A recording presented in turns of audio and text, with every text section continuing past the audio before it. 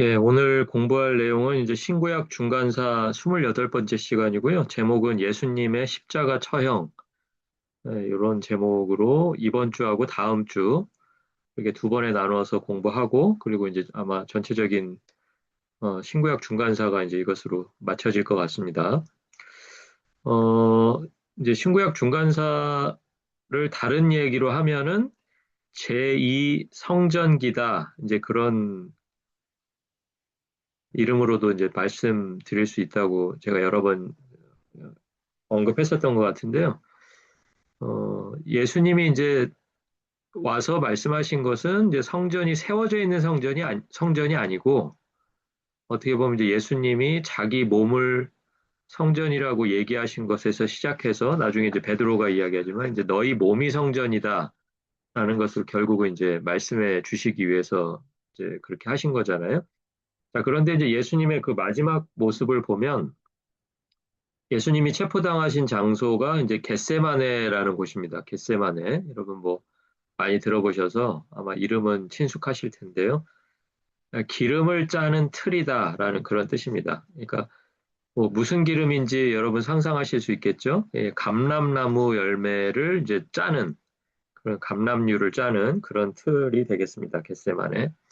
그런데 이제 그 겟세마네라고 하는 지명이 우리가 좀 이제 생각해 볼 수 있는 게 뭐냐면 요한복음에도 그 이야기가 나오는데요. 기드론 시내를 건너야 겟세마네라고 하는 그 동산으로 들어갈 수가 있습니다.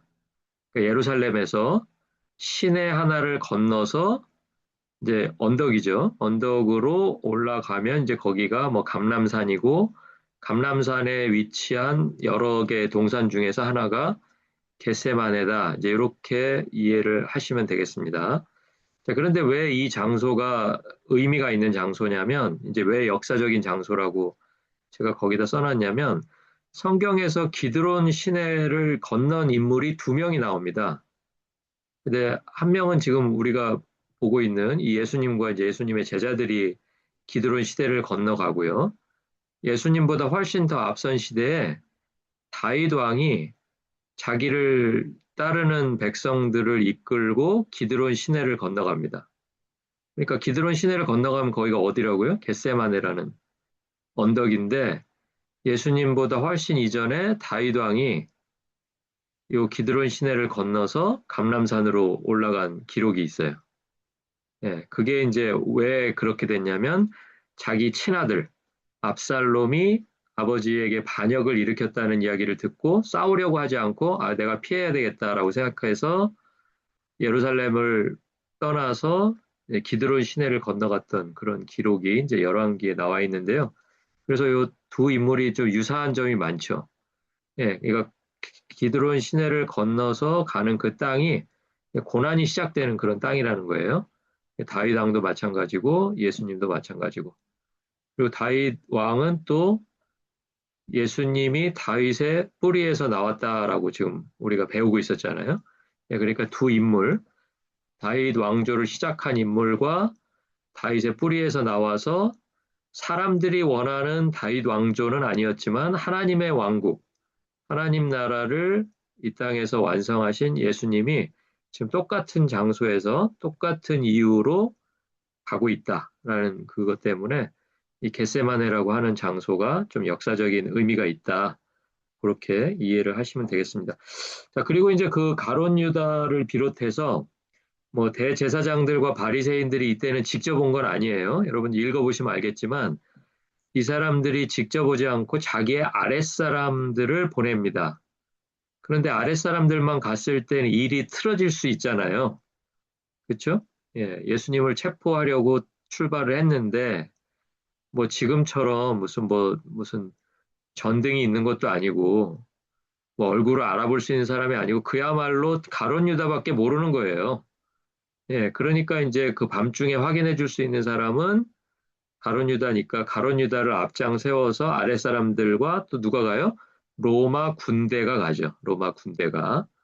예, 그러니까 무력과 또 얼굴을 알 수 있는 사람들이 다 같이 가서 예수님을 사로잡기 위해서 올라간 그 장면이 요한복음 18장 1절에서 3절에 나옵니다. 여러분 이거는 공부 끝나고 바로 확인하셔야 돼요.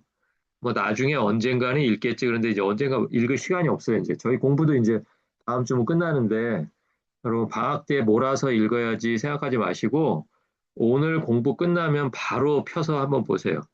어떤 식으로 그 장면을 묘사해 놨는지 한번 보시고 그 등장하는 인물들을 쭉 나열해 놓고 보니까 우리가 알 수 있는 게 뭐냐면 아, 예수님을 체포하기 위해서 로마 군대니까 누가 승인을 해줬겠어요? 로마 군대니까. 당시에 로마 총독. 예, 유대를 다스리는 총독이니까 뭐 구체적으로 이 당시에 빌라도밖에 더 있습니까? 빌라도의 허락. 그리고 또 대제사장과 바리새인들이니까 누구예요? 사두개인 바리새인들이 모여 있는 공동체 산헤드린 공회죠.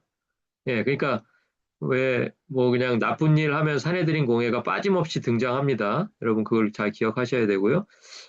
로마 총독과 산헤드린 공회가 합작해서 지금 이 일을 벌이고 있다라는 것을 등장인물만 봐도 알 수가 있는 것입니다. 자, 그러니까 사실은 유대 엘리트들, 그러니까 그 산헤드린 공회라고는 하지만 바리새파들은 어, 소수였잖아요. 그렇죠? 뭐 몇 명의 소수인지는 모르겠지만 70명 중에 소수였고 대부분은 다 누구였어요? 사두개인들이었어요. 그러니까 그 대제사장들 또 대제사장의 가문을 통해서 같이 이제 종교 엘리트로서 이제 권력을 누리는 그런 사람들. 그 유대 엘리트들과 빌라도 사이에는 예수님만 아니었다면 사실은 로마가 임명한 두 집단이잖아요. 하나는 총독, 하나는 사내들인 공회. 사내들인 공회를 로마가 시작해서 이제 자치적으로 발전한 게 사내들인 공회잖아요. 그러니까 서로 로마에게 또 잘 보여야 되고 또 권력을 사실은 뭐 권력을 안 가져봐서 모르겠습니다만 권력은 보통 가지면 권력의 속성이라는 거는 나누지는 않죠. 그렇죠? 내가 독차지해야 되고 내가 더 누려야 되고 뭐 이런 거죠. 자, 그런데 이때는 묘하게도 그렇게 로마가 준 그런 권력을 놓고 평상시 같으면 굉장히 긴장하면서 누가 더 로마의 신임을 받는가? 사내들인 공회인가? 아니면 로마 총독인 빌라도인가? 뭐 이렇게 경쟁을 하는 관계였다면 예수님의 체포를 두고는 이해관계가 딱 맞아떨어진 거예요. 그러니까 이 당시에 지난번에도 공부할 때 저희가 잠깐 다뤘지만 빌라도가 그렇게 성경에 나오는 것처럼 뭐 우유부단하기만 하고 성격이 부드럽고 뭐 이런 사람이 아니잖아요. 네, 아주 그냥 뭐 강압적으로 헬레니즘을 예루살렘에다가 정착시키려고 애를 쓰는 과정에서 뭐 이런저런 유대인들에게 원한 살 만한 일도 많이 하고 불법으로 사람을 뭐 감금한다든지 죽인다든지 하는 그런 일들 때문에 유대인들에게는 사실은 원한의 대상이었던 사람이에요. 자, 그런 사람을 앞세워서 뭔가를 하려고 했을 때 유대인들이 분명히 자기들의 요구 조건을 들어주면 어떤 일을 해주겠다고 약속을 했을 것 같으세요? 자, 로마에 예를 들어서 우리가 뭐 사절단을 보내거나 해서 로마가 파견한 총독이 지금 일을 제대로 못하고 있다는 보고를 생략해주겠다라는 서로 간의 거래가 오고 간 거죠. 그렇죠? 예, 이 당시에는 총독이 그냥 수시로 바뀌는 시기거든요. 그러니까 어떻게든 유대에 남아있는 동안에 뭐 돈도 좀 챙기고 자기 하고 싶은 것도 하고 좀 이랬어야 되는데 그렇게 하기에 이제 서로가 사실은 걸림돌이었던 거예요. 자, 그런데 이때만큼은 예수님의 처형을 놓고 예수님을 반드시 십자가에 처형을 하고 자기들 율법대로 뭐 돌에 맞아 죽고 이런 방식이 아니라 나중에 죽은 다음에라도 이것은 로마의 율법에 의해서 로마법에 의해서 로마식으로 처형된 사람이 되게끔 만들었어야 되는 거예요. 그렇죠? 유대인들의 입장에서는 유대 그 종교 지도자들의 입장에서는 그렇고요. 빌라도는 또 이 사람들의 청을 들어주면 자기가 지금까지 좀 통치를 하면서 실수했던 부분들 이런 부분들을 싹 털고 계속해서 유대 안에서 자기 총독의 지위를 유지할 수 있는 그런 아주 절호의 기회가 바로 예수님의 처형이었다. 이렇게 이해를 하시면 되겠습니다.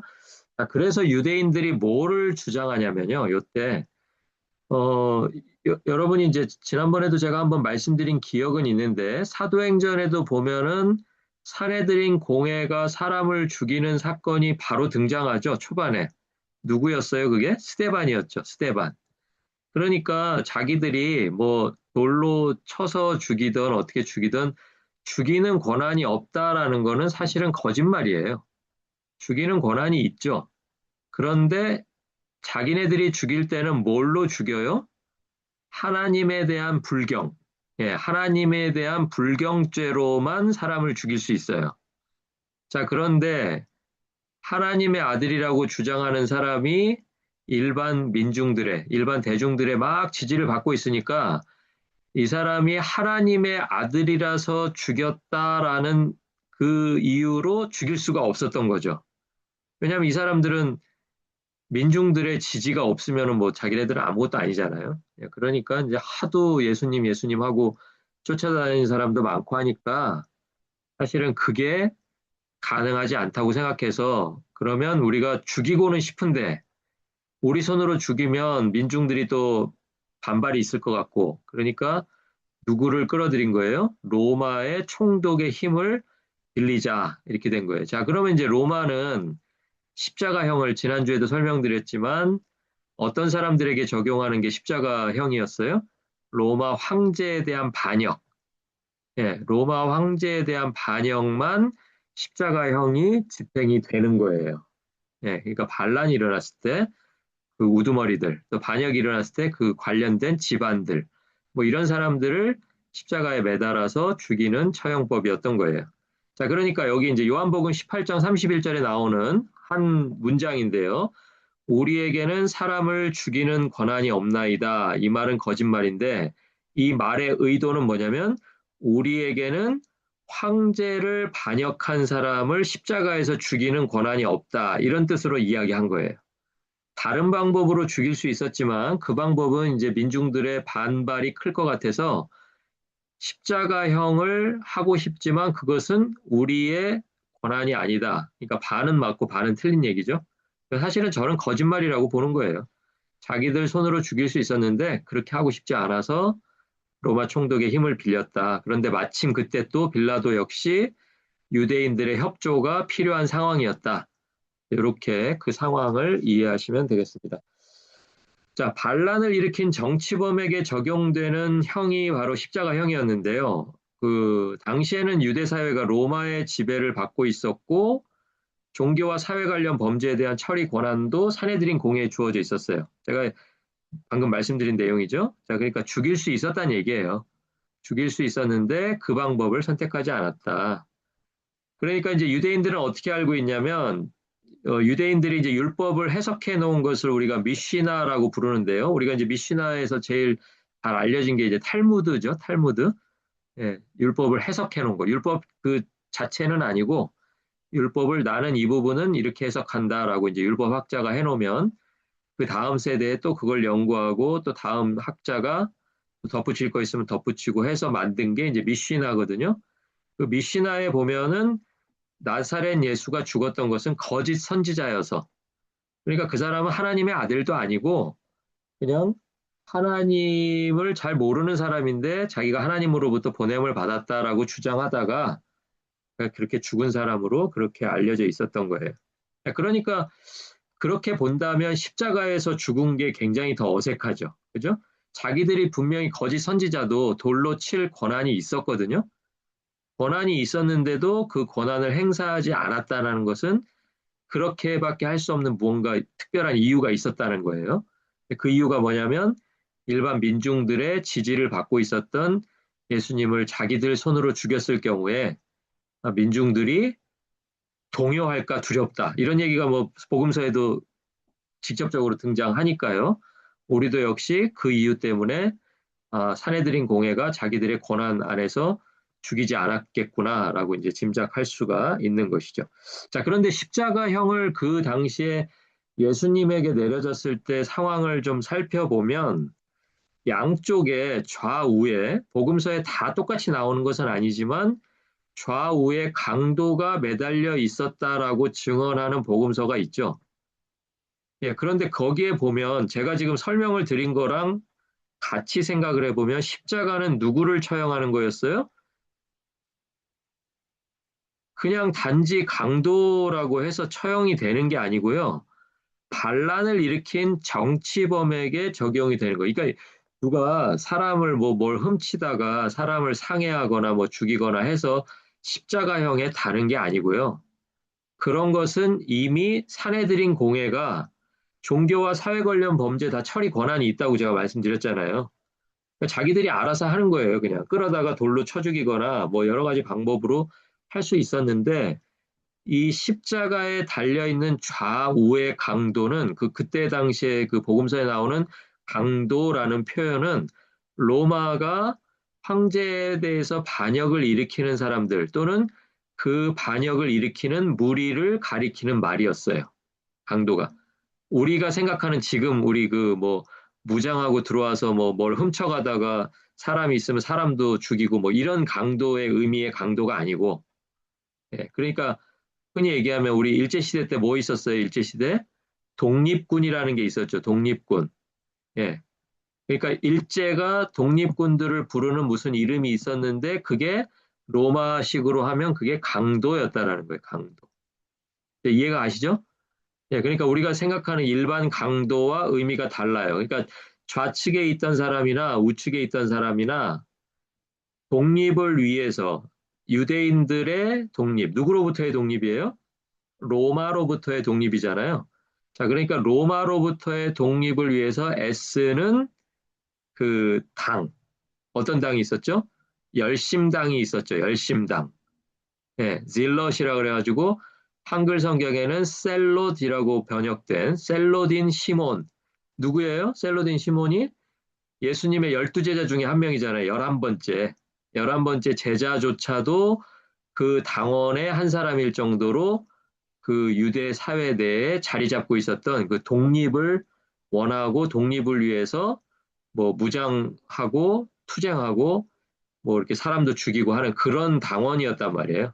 그러니까 좌우에 매달린 이 강도라고 하는 이 표현도 그냥 뭐 민간에서 뭐 죄질이 안 좋아서 십자가형에 매달은 게 아니고요. 좌측에 있는 사람이나 우측에 있는 사람이나 다 무엇을 애쓰던 사람이다? 유대인들의 독립을 위해서 예를 들면 로마에 대한 범죄를 저지른 거예요. 독립을 위해서. 뭐 그러면 또 민간에서 죄를 저질렀더라도 예를 들면 이런 거죠. 우리가 독립을 위해서 애쓰는데 우리와 뜻을 같이 하지 않는 사람에 대해서는 어떻게 한다는 거예요? 무력을 행사한 거죠. 그렇죠? 그러니까 그런 이야기가 전에 왜 기독교인들 피난 갈 때 유대인들이 기독교인들에게 뭐라고 비난을 했냐면 민족의 반역자 뭐 이런 표현을 썼잖아요. 그러니까 자기들은 독립을 위해서 막 애를 쓰는데 기독교인들은 다 그냥 공동체가 전체로 다 예루살렘을 떠나서 그 펠라라는 곳으로 도망을 가고 뭐 그런 이야기 해드렸잖아요. 그러니까 그런 것처럼 똑같은 거예요. 이 민간인이라고 할지라도 자기들이 독립하려고 하는 그 노력에 가담하지 않거나 또는 방해하는 사람들은 무력으로 예를 들어서 폭력으로 이제 이렇게 대했던 그런 집단을 로마식으로 뭐라고 불렀냐면 강도라고 불렀다라는 거예요. 자, 그러니까 십자가가 있었던 그 골고다 언덕을 여러분이 한번 상상해 보시면 십자가가 그날 세 개가 세워집니다. 세 개가 세워지고 좌측과 우측에 강도가 매달리고 가운데에 예수님이 매달렸다면 그게 무슨 뜻이에요? 강도 중에 우두머리가 그 한가운데 매달리는 게 맞겠죠. 여러 가지 정황상. 그렇죠. 그러니까 강도들의 우두머리라는 건 이 사람도 뭐를 하다가 이 자리까지 오게 됐다라는 걸 주장하고 싶은 거예요. 유대인들의 독립. 다른 말로 하면 로마 황제에 대한 반역. 그러니까 죄패에 뭐라고 써 있어요? 예수님의 죄패. 여러분, 그 이렇게 예수님 머리 위에 이 사람이 무슨 무슨 죄 때문에 이렇게 죽는다라고 써 있는 그 거기에 뭐라고 써 있어요? 유대인의 왕이라고 써 있죠. 예. 자, 그러니까 이제 모든 게 다 이해가 가시죠? 유대인의 왕이라고 주장하는 것은 누구에 대한 반역이다? 로마 황제에 대한 반역이다. 왜냐하면 유대인들은 지금 왕이 없으니까요. 왕이 없어야 되니까요. 왕이 없어야 되고 로마가 파견한 총독, 또 로마가 인정한 산헤드린의 통치 안에서 로마 사회, 유대 사회가 이렇게 유지가 돼야 되는데 그 사회 안에서 어떤 사람이 자신을 유대인의 왕이라고 주장했기 때문에 여기 이렇게 강도들과 똑같은 죄목을 가지고 로마에 대한 반역이라는 죄목으로 여기 이렇게 십자가형으로 처형된다라고 했던 게 그날의 십자가 처형의 장면이라는 거예요. 그러니까 그냥 유대인의 왕이라는 이름이 그냥 나온 게 아니에요. 유대인의 왕이었어야 그 강도와 강도 사이에 한가운데 매달리실 수가 있는 거예요. 그렇죠? 그래야 로마 입장에서 처형할 명분이 생기는 거죠. 네, 그렇게 이해하시면 되겠습니다. 자, 그래서 이제 세 번째 단락으로 넘어가 보면 제가 지금 설명해 드린 내용 좀 거기다 좀 정리해서 적어 놨는데요. 로마의 입장에서 본다면 로마에 대항하는 그런 반란 세력, 또 유대인들의 입장에서는 어떻게 보면 독립 세력이죠. 예, 그 독립 세력이 로마의 세력에서 보면 특히 이제 열심당원, 그 질럿이라고 거기다 아마 펜 있으시면 셀롯이라고 써놓으시면 나중에 기억하시기 좋을 거예요. 셀롯. 예, 그래서 셀롯인 시몬이 예수님의 11번째 제자인데 그 제자 역시도 그 열심당원 중에 한 명이었다. 그러니까 예수님을 따라다니는데 어떤 기대감을 갖고 따라다녔다는 걸 우리가 짐작할 수 있어요? 막 하나님 나라가 오기를 기대하고 막 이런 사람들이 아니고 어떤 사람들이다? 자기들이 지금 추구하려고 하는 그 유대의 독립, 로마로부터의 독립을 이끌어줄 지도자, 이끌어줄 리더가 바로 내가 모시고 있는 이 예수님이 아닐까 하는 그런 기대감에서 예수님을 따라다녔다라는 것을 짐작할 수가 있죠. 예, 그 열심당원, 어, 그 셀롯이라고 번역된 그 단어가 있습니다. 그게 로마 입장에서 보면 다 강도였다라는 거예요. 자, 그래서 복음서에 그러면 왜 이 단어가 등장했겠는가? 1차 유대 전쟁이 66년에서 74년에 벌어집니다. 그렇죠? 여러분 8년 동안 했다는 건 이제 어느 정도 기억이 나시죠? 2차는 몇 년? 2차는 3년. 왜 그랬다는 것도 제가 몇 번 설명드렸잖아요. 1차 때 너무 대충대충 대응을 했더니 8년 만에 진압이 돼서 2차 때는 안 되겠다 그래가지고 그냥 아예 큰 군사를 로마에서 끌고 와서 한 번에 그냥 다 완전 전멸시키자라고 작전을 펼쳐가지고 3년 만에 다 끝나버린 거예요. 그런데 그 1차 유대 전쟁의 연도가 어떻게 되냐면 66년에서 74년이에요. 자, 그러니까 1차 유대 전쟁이 벌어지기 직전까지 어떤 분위기였겠어요? 로마에 대항하려고 하는 여기저기 로마 입장에서 강도들이 여기저기서 막 이제 로마에 대한 대항을 하고 있었던 시기가 분명히 그 앞에 있겠죠. 어느 날 갑자기 전쟁이 땅 터질 수는 없잖아요. 전쟁이라는 건 이제 로마가 대응을 해야 전쟁이니까 그 전까지는 뭐 로마가 뭐 예를 들면 로마에 대해서 유대인들이 뭐 소규모로 아니면 뭐 중간 규모로 뭐 이렇게 게릴라전 같이 뭐 이렇게 숨어 있다가 말 그대로 진짜 강도처럼 나타나서 이렇게 뭐 공격하고 다시 사라지고 숨고 도망다니고 뭐 이런 일들이 벌어지다가 이제 1차 유대 전쟁이 빵 터진 거죠. 자, 그런데 그 연대와 복음서 마테마가 누가 요한이 기록된 그 연도가 65년에서 100년 보통 이렇게 우리가 보고 있습니다. 그러니까 예수님이 십자가에서 죽으시고 부활하시고 승천하신 이후에 한 25년에서 30년 정도가 지난 다음부터 쓰여지기 시작해서 그게 한 35년 정도 걸려서 이제 마지막 다 요한복음까지 맞춰진 그 역사가 있습니다. 자, 그런데 연도를 보세요. 1차 유대 전쟁과 기록된 연대가 서로 겹치죠. 예. 그러니까 그 당시 유대인들을 로마가 어떻게 바라보고 있었는지, 그리고 그 독립하려고 막 독립을 열망했던 그 그룹들을 어떤 식으로 대했는지가 복음서에 반영이 된 거다. 이제 이렇게 보고 있다라는 거죠.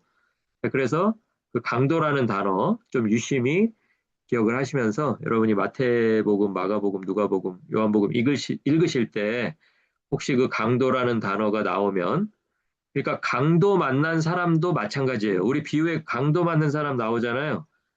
강도가 왜 강도가 됐냐면 로마 정부와 대항을 하는데 예를 들면 자기들이 무력으로 자기들의 합세하지 않거나 협조하지 않거나 방해가 된다고 생각하는 사람들을 이렇게 뭐 무력으로 이렇게 상대하는 그런 강도의 무리들이 그 당시에 여기저기 있었던 거예요. 특히 예루살렘과 여리고를 오고 가는 그 큰 길 가에는 그런 강도들이 숨어서 원래 주요 목적은 뭐예요? 로마 군대를 괴롭히는 거였겠죠, 당연히. 그렇죠? 예, 로마의 뭐 관리들이나 로마의 군대를 자기들이 공격하고 피해를 입히는 뭐 그런 이유 때문에 그런 이제 길목길목마다 그런 강도들이 있었다. 그렇게 기억하시면 되겠습니다. 자, 그리고 이제 예수님의 좌우에 강도들이 십자가에 못 박혀 있었다면 한가운데 있었던 예수님 역시 강도로서 십자가형을 받으신 거예요. 그래서 예수님의 죄목이 마태복음 27장 37절에 나와 있는 것처럼 유대인의 왕이라고 죄패가 기록되어 있었다라는 것을 제자들도 기록을 하고 있습니다. 그러니까 이 강도라는 단어, 유대인의 왕이라는 단어가 로마의 입장에서 본다면 똑같이 황제에 대한 반역 세력 또는 반역하려고 하는 개인 뭐 이렇게 보고 있었다라고 이렇게 이해하시면 되겠습니다. 자, 그리고 또 하나 이제 예수님에게 붙여진 이것은 이제 뭐 돌아가실 때뿐만이 아니고 돌아가신 다음에, 돌아가시기 전에 이제 그 잡혀가지고 사내들인 공회에서 이렇게 신문을 받으시는 과정에서 베드로가 이렇게 멀찌감치 왜 그 대제사장 집에 이렇게 뭐라 그래야 되나요? 이렇게 슬그머니 잠입을 해가지고 어떻게 되는지 이제 그 과정을 좀 살펴보는 그런 이야기가 있잖아요. 근데 거기서 어떤 종 하나가 와가지고 이상한 얘기를 하는데 우리가 참 그게 와닿지가 않았는데 베드로가 막 깜짝 놀라면서 이렇게 자기는 아니라고 이제 막 그 첫 번째 부인을 하는 그 장면이 나오는데 그게 뭐냐면 너도 갈릴리 사람 중에 하나가 아니냐? 그러니까 베드로가 막 펄쩍펄쩍 뛰어요. 그러니까 이게 뭐냐면 쉽게 얘기해서 이런 거예요. 너 혹시 너 공산당 아니야? 뭐 이런 얘기랑 비슷한 얘기예요. 우리가 그런 얘기 들으면 그냥 에이 아니야 그냥 이렇게 얌전하게 못 넘어가고 내가 절대 아니지 막 이렇게 잡아떼는 것처럼 그런 느낌이었던 거예요. 이 당시에 그러니까 갈릴리 사람이라는 이야기가 특별히 이 유대 사회에서 이 당시에요. 예수님 당시에 어떤 의미가 있었는지를 한번 생각을 해 보시면 로마의 과도한 세금 징수에 저항해서 거기 오타가 났습니다. 저항해서입니다. 해서 갈릴리의 유다라는 사람이 등장했어요. 이 갈릴리 유다는 사도행전 5장에도 나오는 인물입니다. 그러니까 예전에 로마 황제 중에 한 사람이었던 로마 황제가 로마의 세금을 너무 이제 세게 매긴 거예요. 그러니까 우리가 뭐 하나님만 섬기는데 로마 황제한테까지 이렇게 세금을 내는 것이 부당하다 해가지고 그 유다라는 사람이 이제 반란을 일으킵니다. 예수님보다도 훨씬 앞선 사람이죠, 이 사람은요. 예수님이 이제 뭐 유년기 또는 더 이제 더 어린 시절에 이제 나왔던 사람인데 이 사람이 등장한 이후로요. 이 사람이 갈릴리 출신이었다는 것 때문에 로마가 갈릴리 지역을 굉장히 유심히 본 거예요. 다른 지역은 반항하는 사람이 전혀 없는데 여기서만 탁 나왔거든요. 그래서 갈릴리 유다라는 이름도 안 좋은 이름으로 인식되었지만 갈릴리 지역 자체가 그런데 생각해 보세요. 로마의 입장에서도 갈릴리는 굉장히 껄끄러운 지역이 돼버렸지만 유대인들에게도 갈릴리는 반가운 데가 아니죠. 왜 그랬어요? 이방화가 제일 먼저 이루어졌던 데잖아요. 그래서 이방의 갈릴리다 이런 이름이 있었잖아요. 자, 그러니까 갈릴리는 이중으로 고통을 받고 있었던 거예요. 유대인들에게는 저 사람들은 혈통으로는 우리 유대인일지 모르지만 이방인들하고 결혼하면서 그 혈통의 순수성이 다 없어져 버렸다. 저기는 그냥 이방 땅이나 마찬가지인데 이름은 그냥 갈릴리라서 부르는 이름도 이방의 갈릴리 이렇게 불렀던 거예요. 그 앞에다 이방자를 넣어가지고 그리고 로마는 뭐예요? 또 반란의 중심지 갈릴리 이렇게 보고 있었다는 거예요. 자, 그런데 갈릴리 지역의 대표적인 인물이 유다만 있는 게 아니라 누가 있어요? 갈릴리 예수가 있는 거예요. 예수님이 자라신 곳이 태어나신 곳은 베들레헴이지만 애굽에 내려갔다가 올라오셔서 자라나신 곳이 갈릴리 지역이잖아요. 나사렛이잖아요.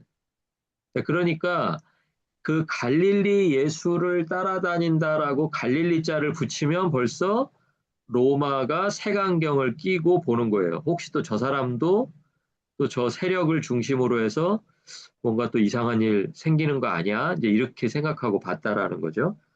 자, 그런데 예수님이 갈릴리 사람으로 불리셨는데 성경에 보면 갈릴리 사람이라는 거에 대해서 긍정적으로, 그러니까 부정적이긴 한데, 부정적인 말인데, 긍정적인 사건에서 딱 한 번 언급된 적이 있어요, 갈릴리가. 한 번도 그렇게 언급된 적이 없다가, 언제 그렇게 언급되냐면요. 사도행전에 보시면, 제자들이 기도하다가, 그 다락방에서 성령이 임하시는 성령 강림 사건이 있잖아요. 자, 성령이 강림하셔가지고 각 사람에게 각 지역의 언어로 말씀하게 하신 그런 사건이 있었잖아요. 기억나세요? 그러니까 사방에서 왜 예루살렘에 이제 그 명절이어가지고 예루살렘으로 모였던 사람들이 그 제자들이 방언하는 걸 보고 나 이거 내가 살고 있던 지역의 방언인데 하면서 다 알아듣잖아요. 왜냐하면 이 사람들은 디아스포라 유대인이니까 히브리어도 모르고 그냥 자기 지역에 헬라 지역 각자 여기저기 퍼져 있는 그 디아스포라의 언어를 사용하고 있던 사람들인데 그 언어로 막 복음이 들리는 거예요. 근데 그때 그 제자들이 방언하는 그 현장에서 여러분 그거 꼭 찾아보셔야 돼요. 오늘 찾아보세요. 이제 방학하고 나면 늦어요. 이제 여러분 또 잊어버리실 거예요. 저도 잊어버릴 거예요, 아마. 뭘 찾아보셔야 되냐면 사람들이 거기서 뭐라 그러냐면 이 사람들이 방언을 하는데 이 사람들이 누군지 봤더니 이는 갈릴리 사람들이 아니냐라고 이렇게 한번 얘기해 줘요. 그러니까 거기서 그 뜻이 뭐예요? 이방의 갈릴리인데 어떻게 이렇게 하나님이 하시는 일을 이 사람들을 통해서 드러낼 수가 있겠느냐라는 그 의미 하나 하고요. 또 이 당시는 로마에 대한 반감이 셌잖아요. 그죠? 그러니까 로마의 입장에서 본다면 로마에 대해서 반역을 일삼던 지역에서 하나님 왕국이 선포가 됐다는 거예요. 그 방언을 통해서. 그죠? 그러니까 로마 입장에서 보면 또 다른 의미의, 또 다른 형태의 반역이 또 일어나고 있었던 그 현장이었던 거예요. 무슨 얘기인지 아시겠죠? 예. 그러니까 로마가 현재까지도 사도행전에서 제자들이 방언하는 그 순간에도 로마의 지배를 받고 있었잖아요. 그런데 그때 뭘 얘기하냐면 제자들이 방언으로 하나님 나라를 얘기한다고요. 하나님 나라의 통치를 이야기하고. 그러니까 그 사람들이 거기서 놀라는 거예요. 이게 이 사람들은 다 갈릴리 사람인데 어떻게 이 사람들이 방언으로 이런 내용을 전달할 수 있는가라고 이제 두 가지 의미에서 놀란다는 거죠. 하나는 이방의 갈릴리였는데 어떻게 우리 유대인들에게도 임하지 않고 성령이 갈릴리 사람들에게 임해서 갈릴리 사람들을 통해서 하나님 나라 일을 막 얘기하게 하시는가. 요것 때문에 하나 놀랬고요.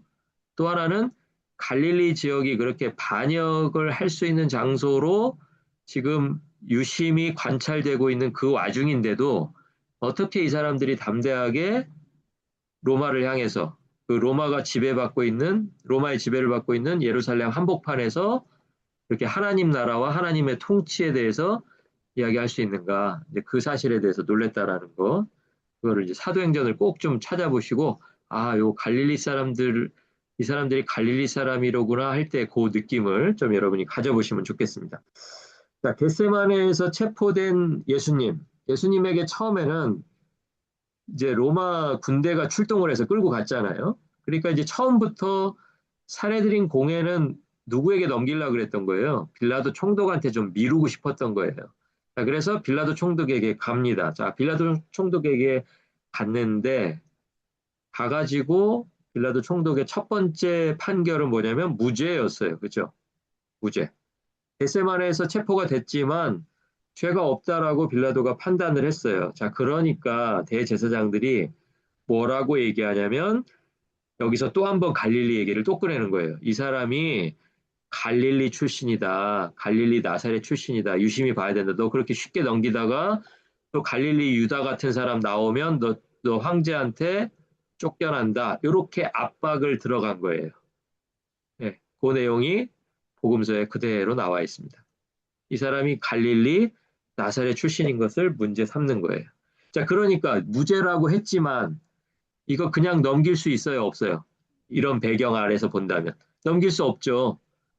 이 사람이 어디 출신인지 모를 때는 그냥 넘길 수 있지만 갈릴리 출신이라는 말을 듣는 순간에 빌라도도 움찔한 거예요. 그런데 자기 손으로 유죄 판결을 내리긴 힘들잖아요. 죄가 없는데 어떻게 해요? 그래서 빌라도는 또 한 번 머리를 씁니다. 자, 그러면 그 사람이 갈릴리 출신이라고 니네가 얘기했으니까 지금 로마에서 총독도 보냈지만 유대 사회를 누가 다스리고 있냐면 분봉왕이라는 걸 세워서 분봉왕들이 지역으로 해서 한 네 군데 지역으로 나눠서 뭐 이두메는 누가 다스리고 뭐 갈릴리는 누가 다스리고 뭐 예루살렘은 누가 다스리고 이런 게 있었거든요. 요단강 쪽은 누가 다스리고. 자, 그런 식으로 머리를 굴린 거예요. 자, 그래서 당시에 다 똑같은 헤롯입니다. 이름은 다 똑같이 헤롯이에요. 그런데 그 당시 갈릴리를 다스리던 분봉왕 헤롯의 이름은 헤롯 안디바였어요. 우리가 이미 공부했습니다. 헤롯 안디바의 형은 누구였어요? 형은 헤롯 빌립이었어요. 그래서 뭐 형의 형수를 취하려고 하니까 세례 요한을 죽였던 사람이 바로 이 사람이에요. 헤롯 안디바. 그러니까 헤롯 대왕의 아들들이에요. 아들이 이제 뭐 한 세 명 있었는데 그 중에 이제 갈릴리 지역을 다스리고 있던 사람이 헤롯이라는 것을 빌라도가 생각해내고 예수님이 너희들이 말한 대로 갈릴리 출신이라고 하니까 이것을 헤롯에게 보내보자라고 또 떠넘긴 거예요. 그러니까 사내들인 공회는 공회대로 빌라도에게 떠넘기고 빌라도는 또 헤롯에게 떠넘기고 헤롯은 성경의 기록에 보니까 예수님이 오시면 무슨 기적 같은 거를 자기 앞에서 막 보여주시지 않을까 기대해서 빌라도가 자기에게 예수님 보내신 것을 기뻐했다. 이렇게 기록이 되어 있습니다. 그러니까 각자가 예수님의 처형을 놓고 입장이 다 다른 거예요. 헤롯은 뭐 예수님이 죽고 살고 이런 거 관심도 없어요. 뭐에만 관심 있어요? 이제 민간에서 들려오는 그 소문들, 기적을 일으키고 뭐 5천 명을 먹이고 했던 그 기적을 자기 앞에서도 막 이렇게 좀 보여주고 그러면 참 좋겠다. 그런 생각으로 또 예수님을 오게 하는 뭐 그런 일들이 지금 예수님의 처형 전반부에서 막 벌어지고 있습니다. 그 이야기가 이제 누가복음 23장 1절에서 7절에 나와 있고요. 그 대목도 여러분이 좀 꼭 좀 확인해서 읽어 보셨으면 좋겠습니다.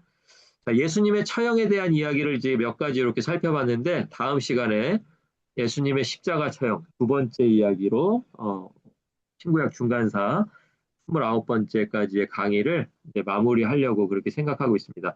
여러분에게 부탁드리는 것은 이제 제가 이렇게 성경 말씀 이렇게 몇 가지 이렇게 인용해 놓은 것들을 이제 미뤄서 보시려고 하시지 마시고 공부 끝나시고 바로 성경 펼치셔서 한 번씩 읽어주시면 훨씬 좀 오늘 같이 나눈 내용들이 여러분 기억에 오래 남으실 수 있을 거라고 생각합니다. 오늘 공부하시느라고 수고 많으셨고요. 다음 주 목요일 7시 45분에 29번째 시간으로 여러분하고 또 같이 공부하도록 하겠습니다. 감사합니다.